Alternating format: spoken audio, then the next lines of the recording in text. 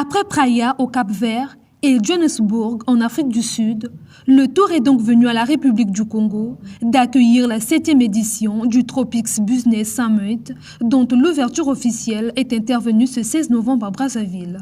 Y prennent part les chefs d'entreprise, les artisans, présidents des associations et groupements professionnels et personnalités politiques.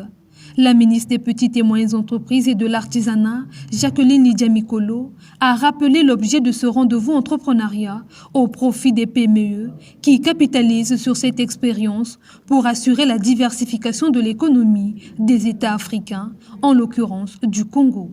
Nous pouvons donc nous estimer heureux de nous retrouver ici pendant ces 3 jours pour discuter, échanger, réfléchir, agir et proposer des alternatives innovantes aux questions liées aux investissements en Afrique en général et au Congo en particulier. Des investissements qui visent à combler le fossé financier et technologique entre les marchés anglophones, francophones et lusophones. C'est la clé de la stimulation, de l'industrialisation et du développement de l'Afrique à un niveau multidimensionnel pour l'éclosion d'un secteur privé fort, garant d'une économie résiliente et de l'amélioration du climat des affaires.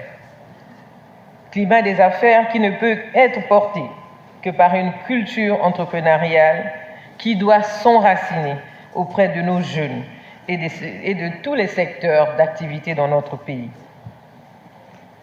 Aux très petites et moyennes entreprises et artisans congolais, vous avez à travers ce sommet, une fois de plus, une opportunité de développer vos activités, nouer des partenariats, partager des expériences et capitaliser les acquis de ce sommet afin de contribuer efficacement à la diversification économique de notre pays et de l'Afrique.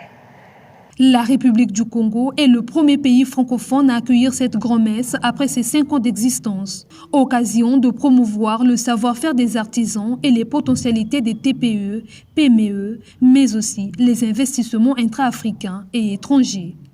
Il est donc plus qu'urgent de réorienter nos partenariats en partenariats win-win, gagnant-gagnant, à même d'accélérer la diversification économique avec le concours des petites et moyennes entreprises qui sont forcément au moulin pour pouvoir apporter leurs petites pièces à l'édifice.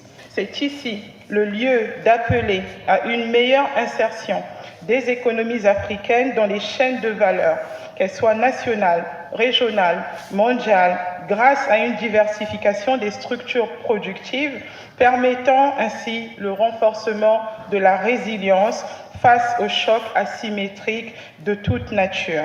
La vitalité de notre jeunesse africaine est créatrice de petites et moyennes entreprises, des PMI, des start-up d'application dans des domaines clés aux économies nationales et continentales, en dépit des difficultés de financement de tous ordres qui se présentent à ces acteurs.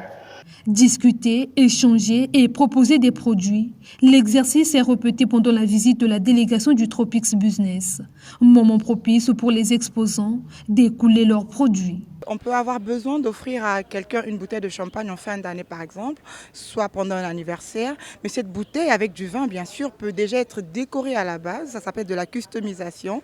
Celle-là, une fois offerte, le vin sera consommé, le champagne sera consommé, mais on n'aura juste pas besoin de mettre, sinon envie de mettre cette bouteille à la poubelle. Ici, à la base, cette bouteille a été conçue dans le style de thème de cérémonie. Ces bouteilles, avec leur forme et leur grandeur, moi je les propose pour des décorations de centre de table, pour des occasions de mariage par exemple. Sur ce sommet-là, tout ce que nous voulons, c'est l'élargissement de notre communication. Ça veut dire que le Congolais puisse encore nous reconnaître et nous consommer. Parce que nous sommes dans une dynamique de consommant congolais, du Made in Congo. Et justement, c'est pourquoi nous sommes dans tous les sommets, nous sommes présents, comprendre ce que c'est, parce que ça touche à notre économie, ça touche également à l'insuffisance alimentaire, ça accompagne dans l'insuffisance alimentaire. Pour nous, c'est une manière pour nous de faire notre pas, d'apporter notre plus dans l'insuffisance alimentaire. Économie numérique, investissement et entrepreneuriat est le thème de cette 7e édition qui fermera ses portes ce 18 novembre.